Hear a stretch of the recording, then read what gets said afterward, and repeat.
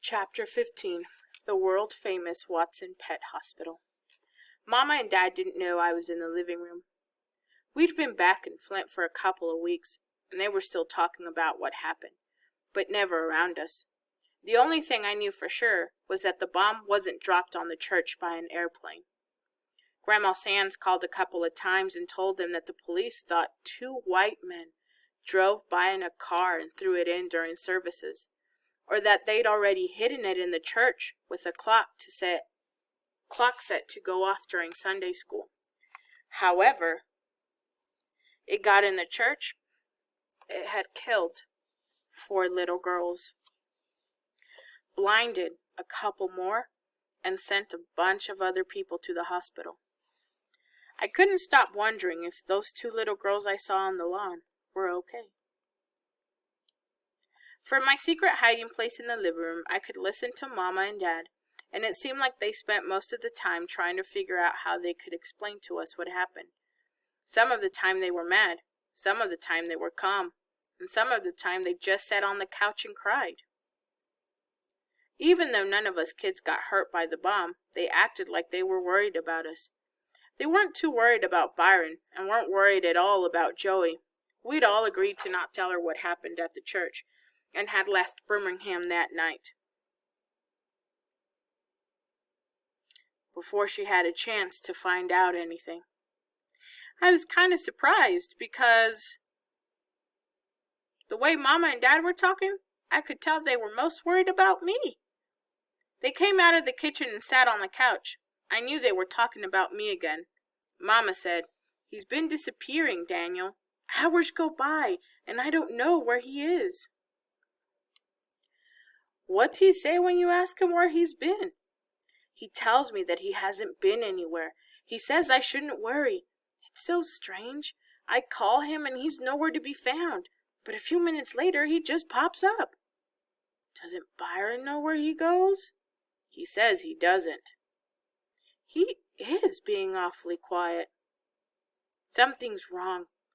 I wonder if Mr. Robert's friend was right. I wonder if he really did see Kenny in that church afterward. Lord, who knows what that poor baby saw."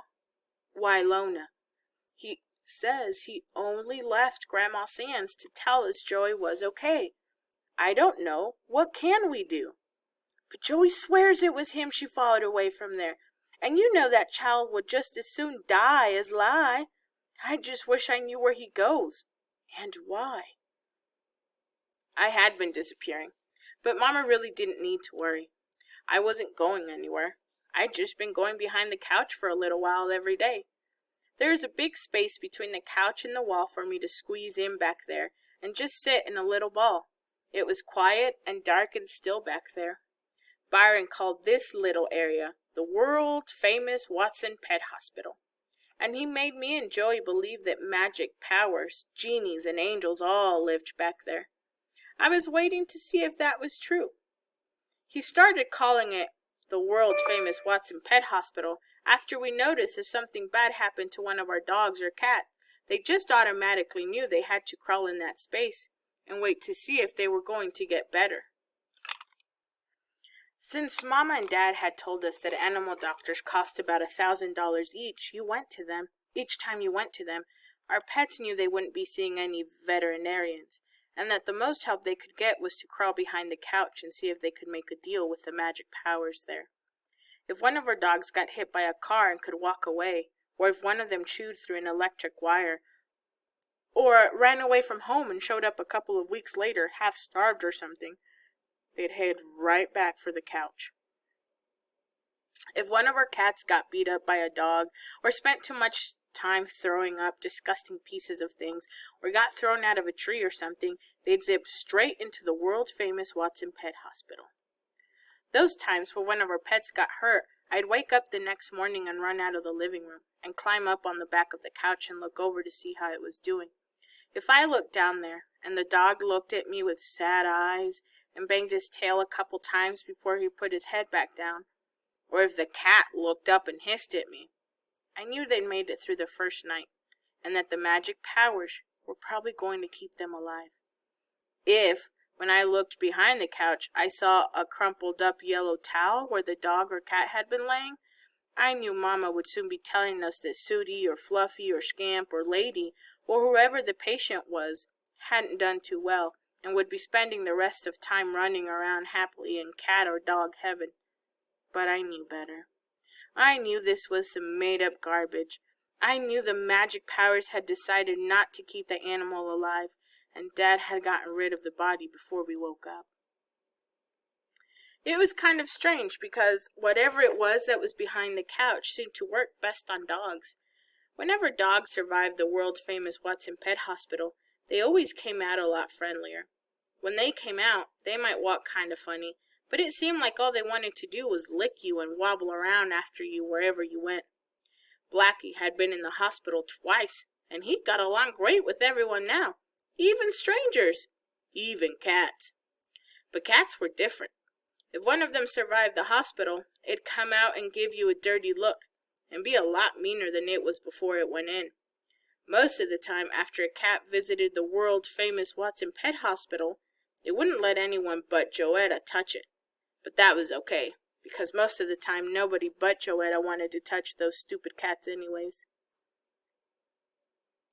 I was waiting to see if the magic powers were going to treat me like a dog, or a cat, or if when Byron or Joy woke up one morning they'd find a crumpled up yellow towel where I was supposed to be. The only trouble was that the magic powers seemed to be taking a real long time to decide what was going to happen to me. Maybe I wasn't spending enough time back there. Mama started trying to force me to do more things with Rufus, but it seemed like he'd changed while we were gone, and wasn't as much fun to be with. Him and Cody got real happy when I gave them my pillowcase full of dinosaurs. I was getting too mature to play with toys anymore. Mama even forced Byron to take me with him when him and Bubhead played basketball. But you didn't have to be Albert Einstein to figure out that the only reason the big guys were playing with me was because Byron had threatened them when my back was turned. But what really bugged me the most was when Mama tried to force me to do things with Joetta. I'd never noticed what a little crybaby and snitch she was. Every time you turned around, she was threatening to tell on you, or was whining about something, or being just a plain old pest. After a while, to get even with her, I wouldn't even look at her. I started hating her guts. I only wanted to come out of the world-famous Watson Pet Hospital to eat and go to the bathroom. I even started going into it after Mama and Dad went to bed at night. I started sleeping there. I spent so much time there that Byron finally figured out where I was going. I looked up one day and there were his eyeballs staring down at me. Hi, Bye. Hey, Kenny. So this where you been hanging out, huh? Are you gonna tell on me? Man, when you ever known me to be a snitch? Never. You're right. He just kept looking at me. You want me to get you something to eat? Byron walked over and turned on the TV, then stuck his head back behind the couch. You want to watch some TV? His head disappeared and he watched Bat Fink. When the show was over, his head came back. I'm gonna play some ball. You want to come? I'll come in a minute. Bye looked like he didn't believe me. Cool. Later. Even though Byron had a reputation for not being a snitch, I got the feeling he told on me. When they sat on the couch, Mama and Dad quit talking like nobody was around and got real careful about what they said. They started saying stuff about how proud they were of me and what a nice kid I was and junk like that. But it seemed like they'd been practicing what to say. I turned my ears off when they came around. Mama also quit bugging me to find out where I was going. I knew they'd busted me for sure when Joetta's snitchety little face started peeking around the couch every morning. Byron even started sleeping on the couch right at night. Right after Mama and Dad went to bed, and I crawled back there, he'd come out with his pillow and blanket. Night, Kenny. Night, Bye. Every morning I'd wake up, and Byron would be looking down at me. He'd wake me up, by touching the top of my head. "Hey, Kenny." "Hi, bye." "You already eat?" "Come on." I crawled out from behind the couch and let Byron pour out my cereal and milk. After I finished, I said, "Thanks." "Wait, ain't you gonna change out of them PJs?" "Oh, yeah." I changed and went back to the couch. Bye was sitting there. "Hold on, Kenny. Watch some cartoons with me." "Okay, I will in a minute." Byron grabbed my arm before I could crawl behind the couch. "Nah, man. At least stay for Felix the cat." "Okay." I sat next to him on the couch. When Felix was over, I thought Bye would force me to watch more cartoons. But he didn't. He let me crawl back behind the couch. "Check you out later, Kenny." "See you, Bye." As much time as Byron started spending on the couch, I thought I was going to have to make a room for a bed for him in the world-famous Watson Pet Hospital. Every time I looked up, he'd be there, and we'd have to go eat or watch TV or go to Mitchell's for something or change clothes or stuff like that. One day, his head popped over the back of the couch and he said, "Come on, I got something to show you." I knew I had to go. If I wouldn't, he'd pull me out by my legs. I followed Byron upstairs into the bathroom, and he stood in front of the sink and looked in the mirror. He scrunched up his face so he could see the bottom of his chin. Then he took his thumb and finger and felt around there. He smiled and real slow pulled the thumb and finger away. "Check this out, Jack."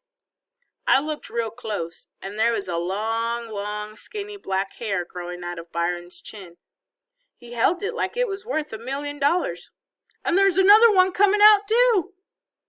This made me wonder about my mustache. I hadn't looked at it for a long time and thought it might be pretty long by now.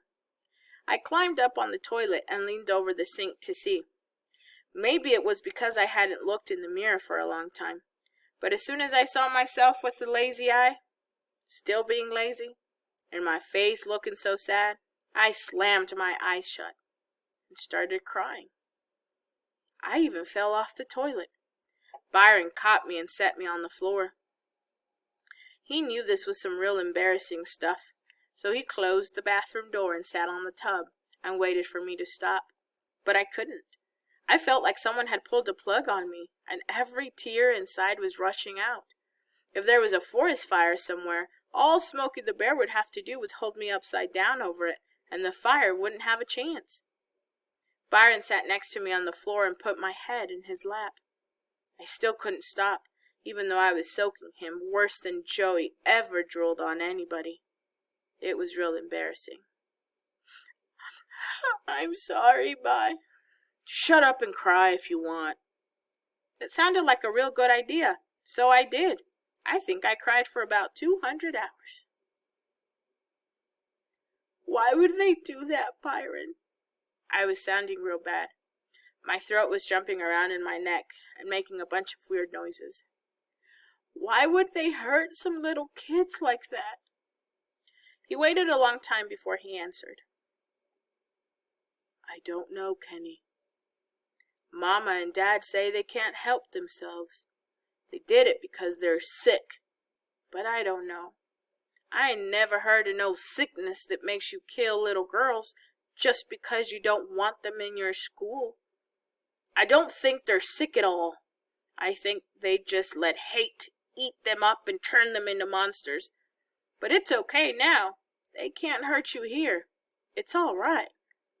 My Adam's apple felt like it was going to blow a hole in my throat, but I said, "I did go to the church, Bye. I saw what happened. I saw 2 of those little girls. I thought Joey got killed too."